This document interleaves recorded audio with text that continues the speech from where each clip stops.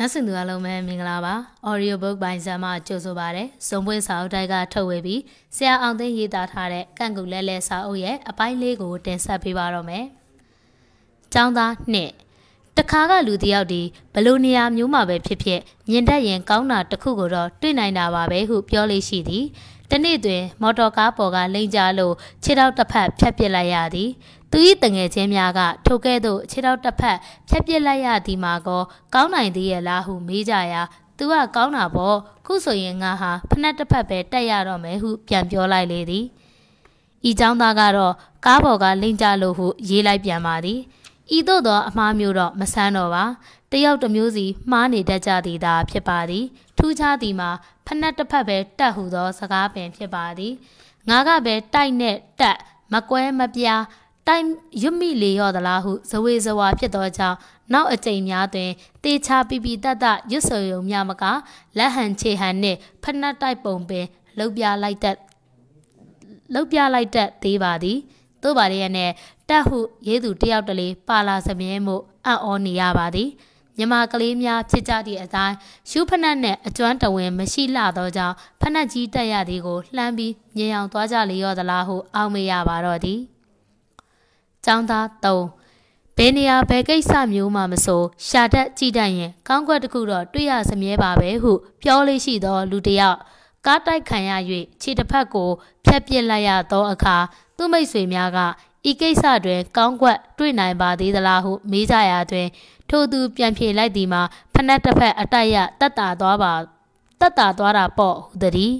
To Janda Yeta Piso Jaco, Palaya do car, Janoma, Ido the Janda Mule, Shiba de Galahu, 1 or 1 yao chen, Pimi body. Janogora Yea Lene, Tutaka or Yenaibo, a dog cuddy who tell me body. E Santa Mumiogo, Janda Ngayao Su, Tayao Su, Sadi Ape, Dea Joka, Santa Kebuya, a tapa, a pimiogo yenaidu, Janda Dea Dalian, Twige Bubadi, Tania Pien, Deama Dea Lauta, Shasha Baba, Duyanaido, Janda Mupiti, who soyabami. Janoi Samba, Dan Ate Ape, Shiliani Romigo, Janotini Badi, Dikami Payan, Tamamadi. Now Pomian Bogo doesn't be Santa Legend Gibiamadi, Patama Pomian Tat, and Enge Poye, Kaya, Casigli, Paladigo, Sapadu, the deep Yumi Balemi, Janoma, Pomiamia, Senza Yuchea di Gale, Te dot Maluelava, Amiatunga, Jabuna Washini Bida Pomiale, Mateale, the deep Yaba dedi.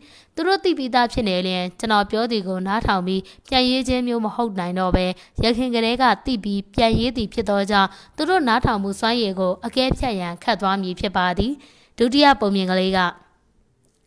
The Karunga, the Teji Diaushire, Tumale, the Udido, the Mile Diaushire, did the Milega, Yogliga lecho, a pure so, a netangle, Lema Yeta Shibian Lido, Tugo, Lessa Chene to regale, the bone to Benji Bo. The Teji Gale, to the Mingele, a po, Jissy Osa Yerena, Shingwe Sura Muriga, Pibi Sonzo, Shiniramo, the Teta, Ayashi, Ayakani Sura, Bari, Ayakani Baris, Tat, Yabinya Shide, Tuneda, Pesa Chenshare, Yabinya Sura Gale, Sape Janganico, a lo ago, Yunayone, Pida Mam Hopego, Dido, Yabinya Shidugo, Balu Yabamale, Sura, Mumu Chansi, Senza Nimi the day. Tanebe, a Jaya Bido, Tanema, Luce Ayadago, Titi Chacha, Piapiana Dune, Tutamigo, Lessa Pime, Lo, Tina like the day, Tizaga, Tamuloma, oh, town named Piedora Bo, the Tedamigo, Lugenaja, Kala Tariga, Chirico, Latwe, Nisa Chile, Turile, Taboni Bo,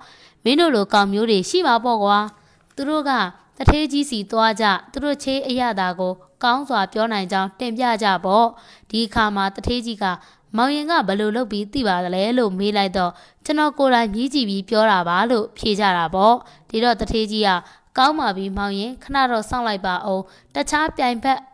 when they do the Pele, Mejiaba, Ome, Sadipian, Kao on Tibio Lolayarabo, Tanet and Nimaro, Lulimbio de Yalabiane. Tugale chi yarago, tiba de the Tejiga, Balu Yada Shile, Piosama, Mauye Yellow Melido, Eddie Lulembuha, Luceha, Chobare, Yanene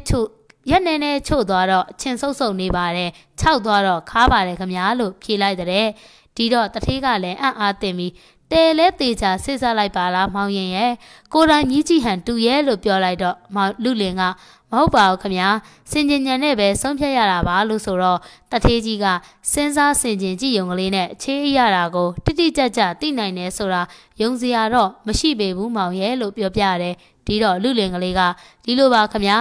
ချေးလက်လက်ဆက်ဆက်မှာရင်မဲရိုင်းကြီးတွေလာပြီးစားလေးရှိပါတယ်ရင်မဲရိုင်းများဟာအချို့ကိုကြိုက်တတ်ကြပါတယ်တရက်သီးမဲ့တွေကိုကြိုက်တတ်ကြသလိုပါပဲဒါကြောင့်လက်လက်ဆက်ဆက်မှာချေးဟာချိုချောင်းသိနိုင်ပါတယ်ရက်ချုပ်သွားတဲ့အခါမှာတော့ရင်မဲရိုင်းတွေမလာတော့ပါဘူးဖြုတ်များသာဝိုင်းအောင်ပြီးစားနေကြပါတော့တယ်ဖြုတ်များဟာချင်းဆုပ်ဆုပ်ရတာကိုကြိုက်တတ်ကြပါတယ်ဒါကြောင့်ရက်ချုပ်သွားတဲ့ချေးရဲ့အရသာဟာချင်းဆုပ်ဆုပ်ဖြစ်ကြောင်းကိုတစ်ထစ်ချသိနိုင်ပါတယ်ခြောက်သွားတဲ့အခါမှာရင်မဲရိုင်းတွေကိုဖြုတ်တွေရောမစားကြတော့ပဲကင်းလိတ်ချောများသာလာပြီးစားကြပါတော့တယ်ကင်းလိတ်ချောများဟာခါတဲ့အရသာတိတ်ကြိုက်ကြပါတယ်ဒါကြောင့်ချေးဟာခြောက်သွားတဲ့အခါမှာခါတဲ့အရသာရှိကြောင်းသိရပါတယ်ခမားလို့ပြန်ဖြေလိုက်တယ်အဲ့ဒီမှာတဲ့တထေးကြီးဟာအလွန်ကျေနပ်သွားပြီးတော်ပါပေရဲ့မောင်ရင်လို့ချီးကျူးလိုက်ပြီးသမီးရေလာစမ်းကွယ်ငါသမီးနဲ့ထိုက်တန်တဲ့သူတို့သားကိုတွေ့ပေါ်လို့လှမ်းခေါ်ပြီးပေးစားလိုက်တဲ့ပုံမြင်ကိုကျွန်တော်ကချက်ဖွဲ့ပြောထားကြောင်းစာဖတ်သူတွေ့ပါလိမ့်မယ်။စောင်းပါဖြစ်နေသောကြောင့်အိမြသာပြောထားတော်လဲတကယ်သူတို့ကိုပြောပြခဲ့စဉ်ကမူဒီထက်ပင်ရှေလျားစွာတိုင်းဝိုင်းပြောပြပါသည်။ဘယ်မြပင်ရှေလျားနေသောစကားဖြစ်စေကမူလူရင်းအချက်ကိုတက်ခနဲမြင်တတ်အောင်တင်ကြားလိုသောကြောင့်ဖြစ်ပါသည်။သူတို့ရေးသားဖြေဆိုကြသည်တို့ကိုကြည့်လိုက်ရင်ထုံးစံတိုင်းမလိုအပ်တာတွေလည်းပါနေတတ်ပါသည်အရေးကြီးသည့်လူရင်းအချက်မဟုတ်စေကမူသူတို့အာရုံစိုက်မိသွားတော့အချက်တို့ကိုလည်းထည့်ရေးခြင်းထည့်ရေးတတ်ပါသည်သမီးကလေးရုပ်ချောလိုက်မာတာတွေစာပေကျမ်းဂန်ကိုအလွတ်အာကုန်ရွတ်ပြတတ်ရုံနဲ့ဉာဏ်ပညာရှိသူဟုမဆိုနိုင်ကြောင်းတွေကိုအကျယ်ချဲ့ပြီးရေးနေကြသည်ကိုလည်းတွေ့ရပါသည်ကျွန်တော်အထူးသတိပြုပြီးကြည့်မိသည့်အချက်မှာလူလင်ပြိုကလေး၏အဖြေများမှရုပ်တိကွင်းဆက်ဖြစ်ပါသည်ရုပ်တိကွင်းဆက်ကလက်ဆက်တော်ချေးကိုရင်မဲရိုင်းကြီးတွေကသာစားကြသည်ရင်မဲရိုင်းကြီးများသာစားကြသည်ရင်မဲရိုင်းတို့သည်အချို့ကိုကြိုက်ကြသည်ထို့ကြောင့်လက်ဆက်တော်ချေးသည်ချိုချောင်းသိရသည်သူတို့လေးတွေကရုပ်တိကွင်းဆက်၏တိမ်မွေးမှုကိုတည်တည်ချာချာသတိမပြုမိကြသောကြောင့်လက်ဆက်သောချေးမှချိုပါသည်ထို့ကြောင့်ရင်မဲရိုင်းများကစားကြသည်ဟုရေးတတ်ကြပါသည်သူတို့အဖြေမှာမှန်မယောင်နှင့်မှားနေပါသည်ချေးသည်ချိုချောင်းကိုတက်သေးပြခြင်းမဟုတ်တော့ဘဲရင်မဲရိုင်းများစားသည်ကိုတက်သေးထုတကဲ့သို့ဖြစ်နေပါသည်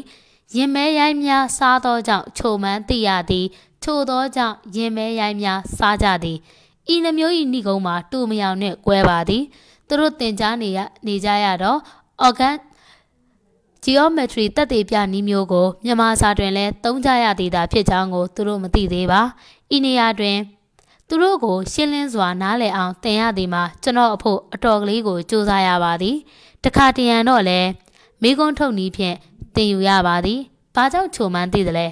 ရင်မဲရိုင်းများစားသောကြောင့်ချိုမှန်းသိပါသည်ရင်မဲရိုင်းတွေဘာကြောင့်စားသလဲချိုသောကြောင့်ရင်မဲရိုင်းများစားကြသည်တခါတရံတော့လည်းဘာကြောင့်90ဒီဂရီရှိသလဲမြင့်မှတ်ဖြစ်သောကြောင့်ဘာကြောင့်မြင့်မှတ်ဖြစ်သလဲ90ဒီဂရီရှိသောကြောင့်စသည်သူတို့သင်ကြားနေရသည့် geometry တက်သေးပြနည်းများကိုအသုံးပြုပြီးသင်ကြားရပါသည်စာဖတ်သူကတော့ဒီလောက်လွယ်လွယ်ကလေးများဟုထင်ကောင်းထင်ပါလိမ့်မည်သို့သောညီသည့်မိကွန်းသည်ညီသည့်အဖြေထွက်သလဲညီသည့်အဖြေကညီသည့်မိကွန်းအတွက်လဲညီသည့်မိကွန်းသည်ညီသည့်အဖြေအတွက်လဲညီသည့်အဖြေဟာညီသည့်မိကွန်းအတွက်လဲစသည်တို့ကိုအပြန်အလှန်သင်ပေးရသည်မှာအတော်ကိုလက်ဝင်လာပါသည်အေးလေစာသင်ရုံမဟုတ်ပဲစိတ်ကိုပါသင်ခြင်းရင်တော့ဒီလိုပဲပြင်ပန်းပါပဲဟုစိတ်အားတင်ရပါသည်နောက်တစ်ခုကတော့ပုံမြင်မဟုတ်ပါသို့တော့အတော်လေးတိမ်မွေ့သည့်စကားချီချဆိုကန်းလေးဖြစ်ပါသည်တနေ့မှာမင်းတို့မင်းတရားကြီးကရောအတွင်းဝင်ဦးဖိုးလိုင်ကိုအမေးရှိတဲ့ဟဲ့ဖိုးလိုင်ဆိုတော့ဖះပေါ့မရှိတာထက်မသိတာခက်တယ်ဆိုတာဟုတ်သလားကွဲ့လို့ဒီတော့ဦးဖိုးလိုင်ကဟုတ်ပါတယ်ဖះလို့ရှောက်တယ်မင်းတို့မင်းကြီးကမသိတာထက်ခက်တာရောရှိသေးသလားကွဲ့ဆိုတော့ရှိပါတယ်ဖះတဲ့ဘာများလဲကွဲ့မောင်မင်းဦးဖိုးလိုင်ကမလောက်တာပါဖះလို့ရှောက်တယ်ဘာကြောင့်မလောက်တာပို့ပြီးခက်ပြန်တယ်လဲကွဲ့လို့ဆက်ပြီးအမေးတော်ရှိပြန်တော့ဦးဖိုးလိုင်ကမရှိတာလဲရှိအောင်လုပ်ရင်ရှိပါတယ်ဖះ မသိတာလဲသိအောင်လုပ်ရင်သိပါတယ်ဖေ။မလုပ်တာကတော့ဘာမှမဖြစ်နိုင်တော့တာမို့အခက်ဆုံးဖြစ်ပါတယ်ဖေလို့တတော်ဦးတင်လိုက်တယ်။ဒီတော့မင်းတို့မင်းကြီးကတော်ပေတယ်ဖိုးလိုက်ဆိုပြီးလက်စွပ်တော်တကွင်းကိုချွတ်ပြီးပညာစုချင်းမြင့်တော်မူတယ်။အဲ့ဒီစကားချီချဆိုခန်းကိုတဆင့်ကြီးတဆင့်စီရှင်းရှင်းလင်းလင်းဖြစ်အောင်ရေးကြစကားချီချဆိုခန်းတွေကိုမျက်တောင်ဖွင့်ပိတ်နဲ့တပိုက်စီခွဲပြီးရှင်းနေအောင်ရေးစမ်းဤစကားချီချဆိုခန်းကိုတော့3ခါလောက်ထပ်ပြောပါသည်သူတို့တွေရေးကြရတွင်ခုံကကြော်ကဗျမ်းပရာဖြစ်ကြမည်ကိုစာဖတ်သူမှန်းဆနိုင်လောက်ပါသည်အထူးသဖြင့်သူတို့အတွက်အခက်ဆုံးဖြစ်သောအရာမှာဘာကြောင့်မလုပ်တာပိုပြီးခက်တယ်လဲကွဖိုးလိုက်ရဲ့မှန်လားပါမရှိတာကိုရှိအောင်လုပ်လို့ရပါတယ်မသိတာကိုလည်းသိအောင်လုပ်လို့ရပါတယ်မလုပ်တာဘာမှလုပ်လို့မရပါဘူးဖေ။တချို့ကတော့မရှိတာလည်းရှိအောင်လုပ်ရင်ရပါတယ်မသိတာလည်းသိအောင်လုပ်ရင်ရပါတယ်မလုပ်ရင်တော့ဘာမှမရတော့ပါဘူးဟုရေးကြပါသည်အမှန်အားဖြင့်ကျွန်တော်ပြောသည့်စကားချိတ်ဆက်ရေးမည်ဆိုရင်မရှိတာလည်းရှိအောင်လုပ်ရင်ရှိပါတယ်ဖေ။မသိတာလည်းသိအောင်လုပ်ရင်သိပါတယ်ဖေ။မလုပ်တာကတော့ဘာမှမဖြစ်နိုင်တော့တာမို့အခက်ဆုံးဖြစ်ပါတယ်ဖေ။ရှိတိလို့ဟုသောစကားများထပ်တလဲလဲစီးချက်ကြဝင်ထားသောကြောင့်စကားစိန်ရောအတန်ပါလှနေခြင်းအတိတ်ပဲပုံမလေးနက်လာစေခြင်းစသည်တို့ကိုတတိမပြုမိကြပါအပြစ်တင်ဖွယ်တော့လဲမဟုတ်ပါသူတို့အရွယ်သူတို့အဆင့်လောက်နဲ့ဤမြလောက်တိမ်မွေ့သောစကားချိတ်ဆက်ကိုဘယ်မှာရေးနိုင်ပါမည်နည်းသို့တော်လဲမရှိတာလဲလုပ်ရင်ရပါတယ်မသိတာလဲလုပ်လို့ရပါတယ်မလုပ်တာကတော့ဘာမှလုပ်လို့မရတော့ပါဘူးဟူသောအရေးအသားမျိုးကတော့ဝေဝါးလွန်းနေသည်မှာအမှန်ဖြစ်ပါသည်တိယုံသာသိပြီးတစ်ဖက်သားရှင်းလင်းစွာနားလည်အောင်မရေးတတ်သေးသည့်လက္ခဏာဖြစ်ပါသည်အထက်တွင်ကျွန်တော်ဆိုခဲ့သည့်အတိုင်းမြန်မာကျောင်းသားငယ်များအားမြန်မာစာသင်ကြားရသည်မှာမြန်မာဘာသာစကားသင်ကြားခြင်းတတ်မျှတာမဟုတ်ဘဲအရေးကြီးသည့်အချက်ကိုမြင်တတ်ယူတတ်အောင်စိတ်ကိုပါသင်ပေးရခြင်းဖြစ်ပါသည်တင်ချခဲ့သို့သောဘာသာရပ်မျိုးတွင်ကျောင်းသားကအရေးကြီးသောအချက်ကိုအထူးဂရုပြု၍ရှာဖွေရမည်ကိုသိနေပါသည်ထိုပဏာနာအချက်ကိုမမြင်ရင်ဘယ်ဖြေကိုတောင်းဆိုသည်ဘယ်လိုတွက်ရမည်ကိုလုံးဝမသိနိုင်တော့ပါတင်ချမိကုန်းတို့၏တောင်းဆိုချက်ကလည်းပြတ်သားရှင်းလင်းလာပါသည်အမျက်ငွေမြည်မြကြံတနီမိုင်ပေါင်းမြည်မြဝေဒနီရပ်ပေါင်းမြည်မြကြာမြည်နီစသည်ဖြင့်မိကုန်းတောင်းဆိုချက်များကိုရှင်းရှင်းကြီးမြင်သာပါသည်မြန်မာဘာသာရပ်ကဲ့သို့သောဝိဇ္ဇာဘာသာရပ်များမှာမူကားထိုကဲ့သို့မဟုတ်ပါယုတ်တိကွင်းဆက်တာရကကွင်းဆက်စကားအတုံအနှုံစကလုံးခွန်အားစသည်တို့ပါရှုပ်ထွေးလာတတ်သောကြောင့်ပဓာနာအချက်ကြီးကိုကောက်ကငင်ကယူတတ်အောင်အတော်လေးလေ့ကျင့်ပေးရသည်ဟုထင်ပါသည်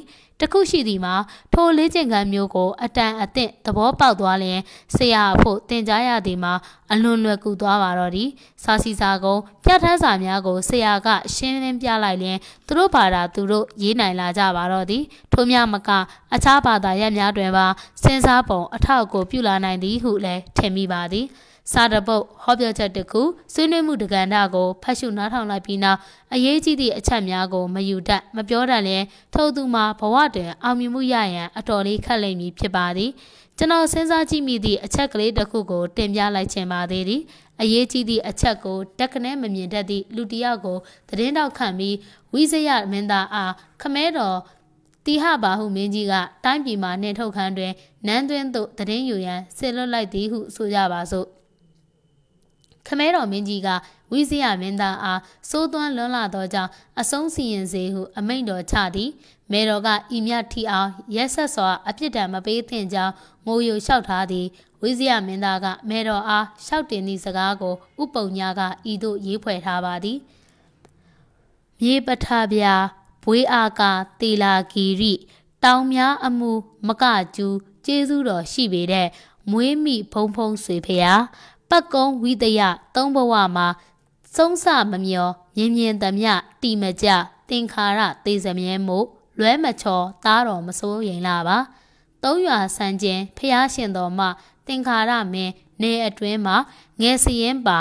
ဓမ္မတာဝတ်တန်တာညွတ်ကမလွတ်တာခန္ဓာငြိမ်းရပါသေးတယ်မဲမဲ့တရေသားဖုံးဝေမှာမသေးမီကတိုင်းပြည်တယိုးတဝေထိုးအောင်ဆိုးလိုက်ရမှလှလှကြီးတိမ်ဝင်ပါတော့မယ်တရစ်ပတ်ပတ်ချစ်တက်ပြက်ပြန်လန်ကတော်လောကဒံမှာကန်နဲ့ကတ်တာတီတရားများကိုသားတော်ရွှေစင်အစင်မုတ်တီဟင်းကဲ့သို့ ကွင်းကွင်းကြီးထင်လွန်းလို့ပူပင်တော့ကမရှိပါတန်ပါကျွယ်ဝတန်ပါကျွယ်လမဟာနွယ်တပေတဲ့မဲဖျားဆွေးနယ်ကိုအေးလွယ်အောင်ညံဖန်လို့စံတော်သာမူရစ်ပါမြတ်မယ်တော်ဖျားထိုဝိဇယမင်းသား၏ရှောက်တင်ချက်ကိုထိုသတင်းထောက်ကကြားရလဲသတင်းစာရိုက်တော့ညီတို့သတင်းပြန်ပို့လေမည်နည်းဟုကျွန်တော်စိတ်ကူးကြည့်မိပါသည်မြေပထက်ပြဘွေးအားကတေလာဂီရိတောင်များအမှုမကကျူးကျေးဇူးတော်ရှိပေတဲ့မွေးမိဖုံဖုံဆွေဖျားဟုသောအပိုက်ကိုအာလို့ဟုခေါ်ကြသည်မိခင်အားညွှန်းဆိုလိုက်သောစကားဖြစ်ပါသည်အတူချုပ်ကတော့မေတော်ဖျားဟုခေါ်လိုက်ခြင်းပါပဲသို့တော့ကျွန်တော်တို့သတင်းတောက်ကအရေးကြီးသည့်မကြီးသည်ကိုမခွဲခြားတတ်သည့်အတိုင်းဤတို့သတင်းရေးကောင်းရေးပါလိမ့်မည်ဝိဇယမင်းသားကမိဖုရားခေါင်ကြီးအားမိခင်တို့၏ကျေးဇူးမှာမဟာပထဝီမြေကြီးထက်၎င်းကောင်းကင်ပြင်ကြီးထက်၎င်းရှိသမျှသောတောင်တို့ထက်အလွန်ကြီးမားသည့်မြင့်မို့တောင်ထက်၎င်းကြီးမားလာပါသည်ဟုလျှောက်ထားဝန်ခံလိုက်ကြောင်းထို့နောက်ဆက်လက်၍ဖျားရှင်ဆိုသည်မှာလူနတ်မြမာတို့၏စတိုးဆက်ကျင်အလားကိုးကွယ်စည်းကပ်ရာဖြစ်သည်ဟုရှင်းလင်းတင်ပြကြောင်းသို့တော်လည်းတင်ခါရမင်းကဖျားရှင်ကိုငယ်စဉ်ကတည်းကပင်သူ၏နယ်ပယ်အတွင်း၌စည်ရင်သွင်းထားသည်ကိုမိမိသိရှိပြီးဖြစ်ကြောင်းထို့ကြောင့်မိမိကိုယ်တိုင်လည်းတိုင်းပြည်အတွင်း၌အလွန်ဆိုးကပ်ပေခဲ့တေခဲ့ကြောင်းကိုလည်းဝန်ခံလျှောက်ထားကြောင်းမင်းသားကတဖန်ဆက်၍လောကရန်တရားဆိုသည်မှာဖြစ်ပြန်ပြက်ပြန်ရှိတတ်ကြောင်းသူကိုယ်တိုင်လည်းကံကတ္တာများကိုကောင်းစွာသဘောပေါက်နားလည်နေပြီဖြစ်သောကြောင့်သူ့အတွက်မေတော်ဖျားကစိုးရိမ်ကြောင်းကြမဖြစ်စေလိုကြောင်းမေတော်ဖျားမှာဖုံးတပါကြီးရသည့်အပြင်မဟာမျိုးနွယ်မှဆင်းသက်လာခဲ့သည်ကိုအထူးသတိပြုစေလိုပါကြောင်းနဲ့ဤသို့များ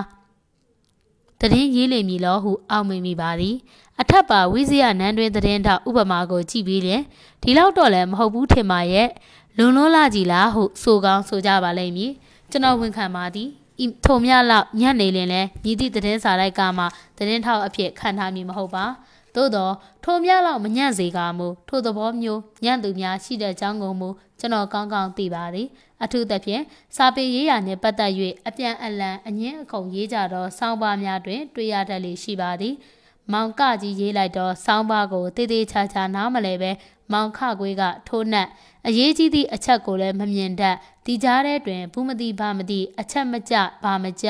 မောင်ကငယ်ကဝင်လာလိုဝင်လာဆိုတာမျိုးတွေကိုတွေ့ရတတ်ပါသည်ကျွန်တော်ကတော့ကျွန်တော်ចောင်းသားတပည့်များကိုကိုတပည့်များဖြစ်သည့်အတိုင်းပိုင်နိုင်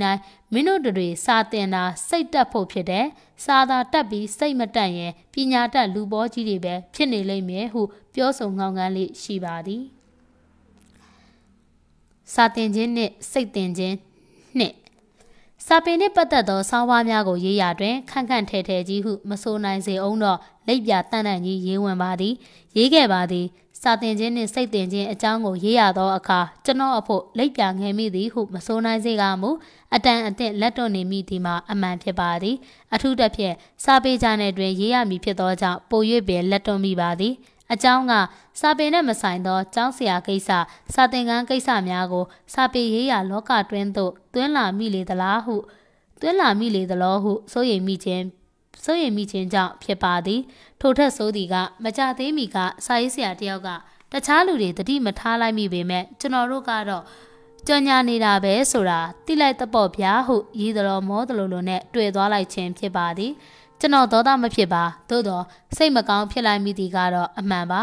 ကျွန်တော်အဖို့မှာတော့စာဖတ်ပရိသတ်အားလုံးတွင်သားသမီးညီငယ်တူမចောင်းသားသူငယ်များရှိကြသည့်အားလျော်စွာစိတ်ဝင်စားဖွယ်ရာရှိမည်ဟုယူဆမိ၍၎င်းဘဝသူဆရာများအားမိမိအတွေ့အကြုံကိုတင်ပြလို၍၎င်းရေးနေခြင်းဖြစ်ပါသည်ထို့ပြင်ကျောင်းတွင်းစာပေသင်ကြားမှုဆိုသည်မှာလည်းပြင်ပစာလောကနှင့်ဆက်နေစမြဲဟုပင်ယူဆမိပါသည်စာဖတ်သူကိုစိန်ခေါ်လိုက်ပါသည်ရခေရေးခဲ့သောစာသင်ခြင်းနှင့်စိတ်သင်ခြင်းစောင်းပါတွင်နားထောင်ခြင်းနှင့်စာဖတ်ခြင်းတို့တွင်လိုအပ်သောအချက်ကိုလျင်မြန်စွာသိမြင်တတ်၍ပြန်ပြောတတ်ရေးတတ်အောင်လေ့ကျင့်သင်ကြားပေးခြင်းအကြောင်းကိုရေးခဲ့ပါသည်ယခုတစ်ပတ်တင်ပြလိုသည်ကတော့ပို၍ပင်တိမ်မွေ့လာသောစိတ်တင်ကြားမှုအကြောင်းဟုဆိုနိုင်ပါလိမ့်မည်တစိတ်ကလေးတီးခံပြီးစိတ်ရှည်လက်ရှည်ဖတ်ပါရန်တော့ကြိုတင်မေတ္တာရက်ခံလိုပါသည် ပုံစံကိုတော့ယခုလက်ရှိဒသမတန်းတွင်ပြဋ္ဌာန်းထားသောကဗျာလက်ရွေးစင်မှကဗျာတစ်ပုဒ်ကိုတင်ပြပါမည်စာဖတ်သူကထိုကဗျာကိုចောင်းသားများအားသင်ကြားပေးရန်ဖြစ်ပါသည်တနည်းသောအားဖြင့်စိတ်မရှိပါနဲ့ခမညာစာဖတ်သူအားသင်ကြည့်စမ်းပါဟုစိန်ခေါ်လိုက်သောဆောင်းပါးဖြစ်ပါသည်မြေပြူတင်ပုံစသည့်တင်ကြားမှုကိရိယာများကဲ့သို့ပင်ဤကဗျာကိုတင်ကြားရာတွင်အခြေခံအားဖြင့်လိုအပ်မည့်အချက်အလက်များကိုလည်းအလွယ်တကူရရှိနိုင်သောကြောင့်အသင့်ထည့်ပေးလိုက်ပါသည်တင်ရမည့်ကဗျာကဝိစာသိပ္ပလူကိစ္စဖြစ်၍ရှင်မဟာရသသာယ၏ကိုခန့်ပြို့မှကောက်နှုတ်ထားခြင်းဖြစ်ပါသည်ထိုကဗျာကိုတပိုင်းစီခွဲပြီးလိုအပ်သမျှအသင့်ပြင်ဆင်ပေးရမည်ဆိုပါလျင်ဝိစာသိပ္ပလူကိစ္စတကြယူပန်ကြံကြံသမျှတောင့်တရရတက်ကောင်းစွာသာဝိစာသိပ္ပလူကိစ္စကိုငယ်ကမတင်ပျော်ပါလွင်မူတကြယူပန်ဆိုသည်ကစွမ်းဆောင်နိုင်သည့်သဘောဝိစာကအသိပညာသိပ္ပကအတတ်ပညာလူကိစ္စဆိုတော့ယဟန်ပေါင်တွင်နိဗ္ဗာန်ရောက်ကြောင်းတရားအထုတ်ပြီးမနေတော့ပဲလူဝတ်ကြောင်ဘဝ၌သာနေတော့မည်ဆိုပါလျင်လူဝတ်ကြောင်တို့လောကတွင်ရှိသောအသိပညာအတတ်ပညာတို့အနက်မှာမိမိစွမ်းဆောင်အထုံပါဝါသနာပါသောပညာမတက်ကောင်းသောအကုသိုလ်ဒုစရိုက်ပညာမျိုးမဟုတ်သောတက်ကောင်းသည့်ပညာတစ်ခုကိုသင်ယူပါလော့ငယ်ရွယ်စဉ်အခါတွင်ထိုကဲ့သို့မသင်ယူဘဲပေါ့ပေါ့လွင်လွင်နေပါလင်မူကားအကျဉ်သူအားစကားချေတင်တပင်မပြက်ကတွင်မဲ့သို့ချို့တဲ့ပညာညှို့မြတ်နာနှင့်ရွံ့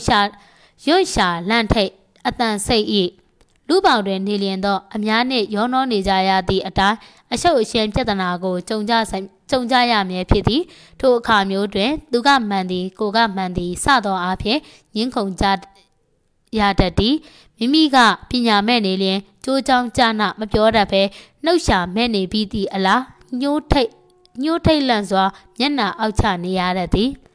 တိတ်မနေဆိုပါချေလဲမပြေမပြစ်အထစ်ထစ်လင်ကြည်လင်မရှိဟုတ်လီနိုးနိုးစင်ကန်းတိုးတို့အကျိုးအကြောင်းကောင်းကောင်းမှန်မှန်တန်ပန်ပတ်လျှောက်ရှေ့နောက်မကြီးအစီအစဉ်အလျင်မသိတဖြင့်တပါရီပွဲများခဲ့တိတ်မနေပဲပြောပါမည်ဆိုပြီးပြောလိုက်ပြန်တော့လဲပြည့်ပြည့်ချောမောခြင်းမရှိပဲစင်ကန်းတော်သူစကားရှေ့နောက်အဆက်အကိုးအကားမဲ့ကလူပုံအလဲတွင်ရဲပွဲကြီးလူပုံအလဲတွင်ရဲပွဲကြီးဖြစ်လာတတ်သည်ဘိုးဘွားမိဘသူကြီးမှ၍မလျမညိုမစိုးမရိနတ်စည်းစိန်တို့ရွှေအိမ်ဘုံမြင့်9ဆင့်ဝဲနေလင့်ကစားပြတ်သက်ဖျားဝဲနားသည့်ကြီးမြပမာကြလဲမိဘဘိုးဘွားတို့ကချမ်းသာကြွယ်ဝလာသည်ဖြစ်သောကြောင့်ဆင်းရဲညှိုးငယ်ခြင်းမရှိဘဲဘုံ9ဆင့်ရှိသောပြတ်သက်အထက်၌နတ်တို့ကဲ့သို့သောစီးစိမ်ကိုခန်းစားနိုင်စေအောင်တော့ပြတ်သက်ဖျားတွင်နားနေသောကြီးကန်းနယ်မိမိမာမို့ဂုံကြက်တည်းတစမ်းမှရှိမည်မဟုတ်ပေအင်္ဂပစ္စင်တွင်ပြင်ရုပ်ဝါပြည့်စုံပါလဲနတ်သားလိုက်ခြင်းဂုံနတ်ကင်းမူအစင်းလာဆန်းလူပေါပန်းဟုသွားမှန်းတိထွေကဲ့ရဲ့လေအံ့ပညာမရှိတော့လဲရုပ်ရည်ချောမောလှပပါပေသည်ဟုရောက်ရဲမနေသည့်ပညာမပြည့်စုံလျင်အစင်းသာရှိလျက်မွေးရနတ်မဲ့သောပေါပန်းကဲ့သို့သောလူစားဟုလူပေါ့လူသွမ်းအဖြစ်အထင်သေးကဲ့ရဲ့ခြင်းခံရတတ်သည်လှုပ်ချေလှုပ်လက်စင်ဆက်နီးမီမကျင့်သေးသောချီနီဥစ္စာလူခမယတောင့်တဆိုးရင်ချိန်ဖန်များစွာပညာမရှိလျင်မိမိလက်ချေတို့ဖြင့်မပြတ်လှုပ်ရှားလှုပ်ကိုင်ပြီးနေ့စာနေ့ညစာညရှာဖွေစားတော့ရတတ်သည်ဥစ္စာပစ္စည်းတို့ကိုလိုအပ်သောအခါတွင်မရနိုင်သောကြောင့်အမြဲတစေပူပန်ဆိုးရင်ကြရတတ်သည်အိုသောအခါလဲမဟာဒုက္ခတွင်းဆုံးကြသည်နှောင်တနှလုံးမငြိမ်သည်ငယ်ရွယ်ပြိုမြစ်တမ္မာစဉ်အခါတွင်လောက်ကင်စားနိုင်တော်လဲအိုမင်း၍မစွမ်းမတန်သည့်အခြေသို့ရောက်လာသည့်အခါတွင်မူကားအိုမင်းလာ၍ခံစားရသည့်ဒုက္ခကတစ်မျိုးစားရည်တောက်ရည်အတွက်ပူပန်ရသည့်ဒုက္ခကတစ်မျိုးစသည့်အားဖြင့်အကြီးမားဆုံးသောဒုက္ခတို့ကိုစုပြုံခံစားရတတ်သည်ထိုအခါကြမှငယ်စဉ်ကပညာကိုမသင်ယူခဲ့မိသည်မှာမှားလေခြင်းဟူသောနှောင်တဖြင့်ဝမ်းနည်းကြေကွဲခြင်းအတန်တန်ဖြစ်ရတတ်သည်ကျွန်တော်တကယ်ယုံပါသည်ကဗျာတစ်ပုဒ်လုံးကိုစာဖတ်သူကောင်းကောင်းကြီးနားလည်သွားပါပြီစင်စစ်ကျ ကျွန်တော်ရှင်းပြမနေရင်လဲဤကဗျာကိုစာဖတ်သူနားလည်ပြီးဖြစ်နေမည်ကိုကျွန်တော်သိပါသည်ပိုပြီးပြည့်စုံလေးနက်စေလိုသောကြောင့်သာဤသို့ရှေရှေဝေးဝေးပြောခဲ့ခြင်းဖြစ်ပါသည်ထို့ကြောင့်လဲစကားဥတွင်တီးခံပြီးဖတ်ပါခမည်းဟုတောင်းပန်ခဲ့ခြင်းဖြစ်ပါသည်ကျောင်းသားများအားဤကဗျာကိုသင်ပေးပါဟုစာဖတ်သူအားတောင်းပန်မေတ္တာရက်ခံလျင်သင်ပေးနိုင်ကြောင်းကျွန်တော်ယုံပါသည်စာမေးပွဲအတွက်ဖြစ်လျင်လဲရှင်မဟာရသသာရကငယ်စဉ်တွင်ပညာသင်ယူအပ်ကြောင်းမြည်သို့နှိုးဆော်ခဲ့သည်နှင့်ငယ်စဉ်အခါပညာကိုစ조사စီးပူအပ်ကြောင်းရှင်မဟာရသသာရဤကဗျာကိုမှီ၍စာစီကုန်းမှာစသည့်စသည့်မိကုံးမျိုးကိုကျောင်းသားများဖြေဆိုနိုင်အောင်စာဖတ်သူသင်ပေးနိုင်မည်မဟုတ်ချဟုကျွန်တော်ယုံကြည်ပါသည်ကျွန်တော်မယုံသည်ကတခုစဉ်းစားရန်ရှိနေသည်ကရှင်မဟာရသသာရကဤစာစုများကိုရေးသားခဲ့ခြင်းမှာနောက်သောအခါတသမတန်ကျောင်းသားများမြန်မာစာအရေးချင်းစစ်ဆေးသောအခါစာမေးပွဲတွင်အသုံးပြုရန်ဟူသောစေတနာနှင့်ရေးခဲ့ခြင်းမဟုတ်ဤကဗျာကိုရွေးချယ်ပြီးပြဋ္ဌာန်းလိုက်သူတို့ကလည်းမြန်မာကဗျာအကောက်အယူနားလည်ကြစေရန်တတ်များသာမဟုတ်မိဘဤရည်မှန်းချက်ကလည်းထိုများလောက်သာမဟုတ်ဗဒါနရည်ရွယ်ချက်ကြီးမှာကျောင်းသားလူငယ်များငယ်စဉ်ကပင်နှင့်ပညာဤတန်ဖိုးကိုတည်တည်ကြကြနားလည်ကြလျက်စ조사ပန်းစားတင်ယူကြစေရန်တိုက်တွန်းလှုံ့ဆော်သောကဗျာဖြစ်သည်တနည်းအားဖြင့်ပညာ၏တန်ဖိုးကိုစိတ်နေအောင်သိပြီးပညာသင်ယူလိုစိတ်ကလည်းရင်ထဲတွင်လှိုင်းထနေအောင်ပေါ်ပေါက်လာအောင်သင်ကြားပေးရမည်ဖြစ်ပါသည်သင်ပေးကြရမည်ဖြစ်ပါသည်ညီသည့်ကျောင်းဆရာများတပည့်များအားတသက်လုံးသုံးမကုန်နိုင်တော့သောပညာသုတကိုပေးလိုက်နိုင်သည်မဟုတ်ကျောင်းသား၏နှလုံးသားကိုပညာမှတ်သိလာအောင်လုပ်နိုင်သူပင်လည်းအတော်ဆုံးဆရာဖြစ်သည်ဟုဆာ Richard Livingstone ဆိုသောပုဂ္ဂိုလ်ကြီးကပညာရေးဩဝါဒစကားဆိုခဲ့ပူပါသည်ထိုအချက်ကိုကျွန်တော်လှိုက်လိုက်လဲသဘောကျလာပါသည်ပညာမှတ်သိလာသူတယောက်သည်ပညာကိုသူ့ဘာသာသူရှာလာပါလိမ့်မည်ပြင်းပြင်းထန်ထန်စီးပူးပါလိမ့်မည်သူ့ဘဝအတွက်စိတ်ချလောက်သည်ဟုဆိုနိုင်ပါသည်ယခုအခါပညာကိုစ조사ပန်းစားတင်ယူနေကြသူလူငယ်များစွာကိုတွေ့ကြနိုင်ပါသည်သို့သောကျွန်တော်အတွေ့အကြုံအရအကျမ်းအားဖြင့်အချို့မှာအပြိုင်အဆိုင်သူထငါတာလိုတော့ကြောင့်စာမေးပွဲတွင်အမှတ်ကောင်းကောင်းရလိုသောကြောင့်သာစ조사တင်ယူနေခြင်းဖြစ်ပါသည်အချို့ကတော့ပညာကိုမသိသောကြောင့်စ조사တင်ယူနေခြင်းဖြစ်ပါသည်သူတို့တွေဤလူစွမ်းဉာဏ်စာကိုငယ်ကလေးကပင်တတိထားကြည့်လျင်တွေ့နိုင်ပါသည်အပြိုင်ဆိုင်သမားများမှာကျောင်းစာဆမဝက်နှင့်ပတ်သက်သောစားဆိုလျင်တွတ်လက်လက်ရှိကြတော့လဲထိုထက်တဆင့်တက်ပြီးပညာရပ်နှင့်သက်ဆိုင်ရာပညာရပ်နှင့်ပတ်သက်ရာပြင်ပရေးရာများအကြောင်းပြောကြမိပြီးဆိုလျင်ယွန့်ရှာလန့်ထိတ်အတန်စိတ်ဤဆိုတာမျိုးသို့ရောက်သွားတတ်ပါသည်ဥပမာအားဖြင့်အထက်တွင်ဖော်ပြခဲ့သောကြပြမျိုးကိုတင်ကြပြီးဆိုပါစို့အပြိုင်ဆိုင်သမားများကထိုကြပြကိုနှုတ်လွတ်အာကုံတောက်တက်မြည်အောင်ရွတ်ပြပါလိမ့်မည်ခက်စစ်တွေဘာတွေကိုမေးလိုက်ရင်လဲတွတ်လက်ဖြေနိုင်ပါလိမ့်မည်သို့တော့ဒီထက်တော့ဖြင့်တိတ်ပြီးပုံမီမဟုတ်တော့ပါမွတ်သိပ်သူចောင်းသားကတော့စာတင်နေရင်ကပင်ကောက်ကငင်ကတတိရလိုက်လျင်ရှင်မဟာရသသာရရေးတဲ့ဖူရီနိသင်ကြပြလေးသည်လဲတိတ်ကောင်းတာပဲနော်ဟုအမှတ်မထင်ပြောတတ်ပါသည်ထိုကြပြမျိုးတွင်ထိုအခါမျိုးတွင်အပြိုင်ဆိုင်ចောင်းသားများကကိုနဲ့ဘာမှမဆိုင်ပြီးသည့်အလားဖြစ်နေလေရှိပါသည်သူတို့နှစ်ဦးလုံးသည်စာမေးပွဲကိုတော့နည်းနည်းပါးပါးအောင်သွားကြသည်ပင်ဖြစ်ပါသည်တခါတည်း